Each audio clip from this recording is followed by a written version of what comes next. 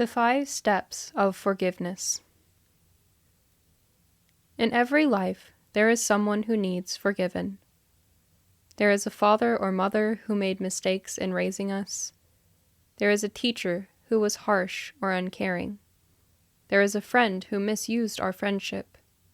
There is a boss or coworker who tried our patience and won. There is a spouse or loved one who damaged us under the guise of love.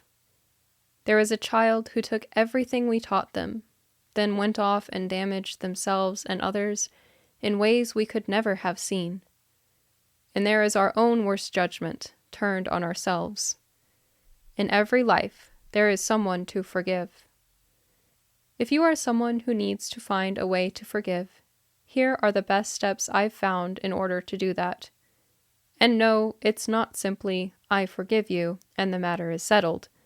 That only works for children who are 2. The first step to forgiveness is to ask God to help you to be willing to forgive. Forgiving someone because everyone else says you should, or because you know it's the right thing to do, will leave you feeling empty and angry if you try to force yourself to do so. Therefore, you must first ask God for the willingness to forgive. The best way to do this is to say, God, please soften the hard places in my heart toward blank, so that I can be willing to forgive him or her. Now, this is not a one-time and it's done thing. It may take a few days of saying this repeatedly, or it may take a few months if the trauma has been damaging enough or if it was long-lasting. But that is the first step, to be willing. The second step for some may actually be the first step. They may already be willing to forgive the person, but just not know how. In this step, the person trying to forgive simply says, Lord, help me to forgive blank for any and all wrongs they have done to me. Again, this step may take some time. I have found that if you will say this every time your thoughts go to that person, sooner or later, your heart will begin to feel forgiveness. Now, many people stop there, and then wonder why later on, the forgiven person and the hard feelings surrounding that person don't go away. You think, I've forgiven them, so why don't I feel better about it? Why is that still bothering me? It's still bothering you because you haven't completed the forgiveness process.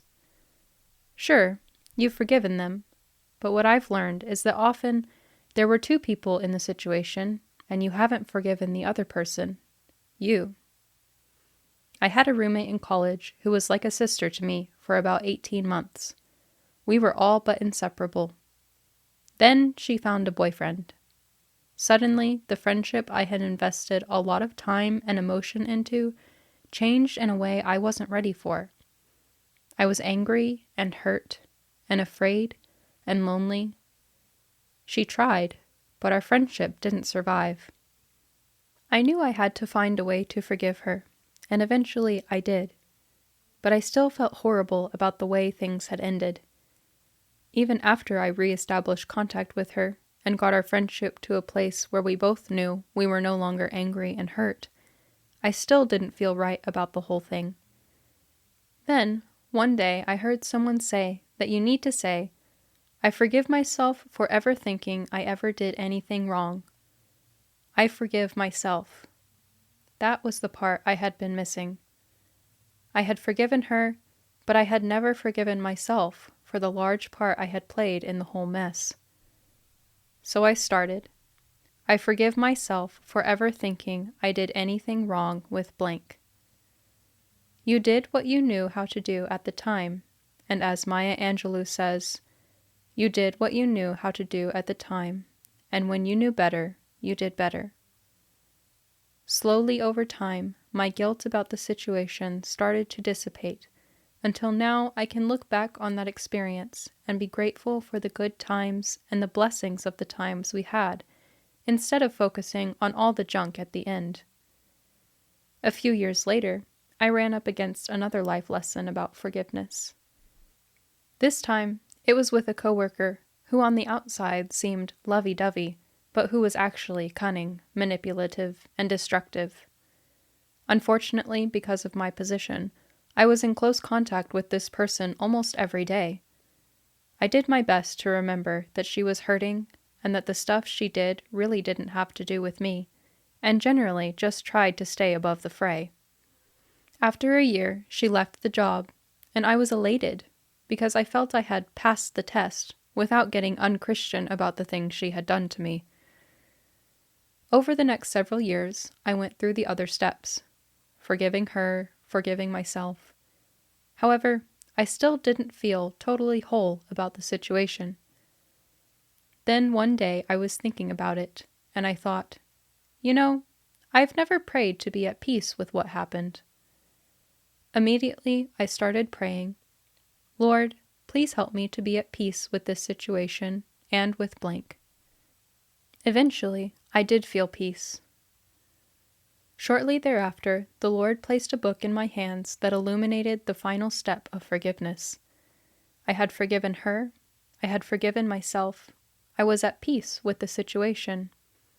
But God doesn't require that we simply tolerate people. He says that we should love them. Boy, now that was a hard concept with this person. He wanted me to love her? Odious would be the right word that comes to mind as God and I had that conversation. Nonetheless, I knew he was right. It was then that I applied the final step. I prayed, Lord, please help me to love blank. The first few times, I just about choked on the words, but the more I said them, the more feelings of hurt in my heart changed. Slowly, something else began to take over. Then I began to really feel love toward this person and to pray for her in a way that I hadn't before. However, I still wondered if it was real, or if it was just an act of my imagination that wanted so much to please God that I wanted it to be real. Well, as always happens, when you ask God a question, He sends an answer. My husband came home one evening, and he had been out on a job replacing some doors. This person came out and started screaming at him about if the old keys would still fit, and how they were going to lock the building that night, and how the neighborhood thieves would probably make away with anything of value if they didn't get it locked up properly. In short, my husband was taken aback and shocked at this exchange. By the time he got home, he was just plain mad. However, until that point, he hadn't told me who it actually was. Then he said, when she left, she said, "Tell Staci and the kids I said hello." Until she said that, he hadn't even realized who it was. As soon as he said that, I knew, and my suspicions were immediately confirmed when he told me who it was. The strange thing was, in my heart, the moment he said her name, there was nothing other than peace. Even as he continued to rant and rave about all the stuff she had said, there was nothing but peace. Finally, I said, it would sure be horrible to have to live life like that. Think about how many people want nothing to do with her, and who are excited when she leaves the room. I feel sorry for her. She really needs a lot of prayer. It wasn't an act. It was honestly how I felt. And that, I think, is real forgiveness. And that, I guarantee you, is the power of the 5 steps. Be willing to forgive. Forgive the other person. Forgive yourself. Ask for peace. Ask for love. It will set you free in ways that you cannot even begin to fathom. 2004. Reflections on Life, written by Staci Stallings. Copyright Staci Stallings 2005. Narrated by Michaela Acker. Production copyright Staci Stallings 2023. Like and subscribe to the Staci Stallings YouTube channel so you never miss a second of the story.